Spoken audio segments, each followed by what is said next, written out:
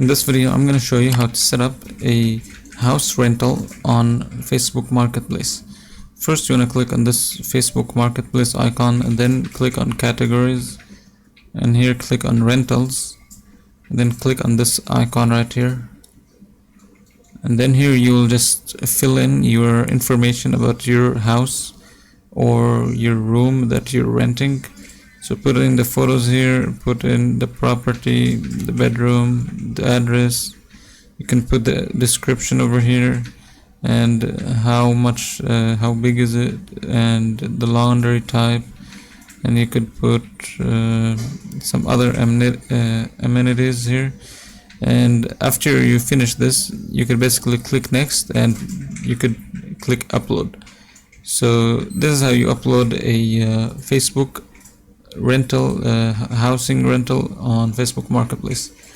So if you enjoyed this video, please don't forget to leave a like and subscribe.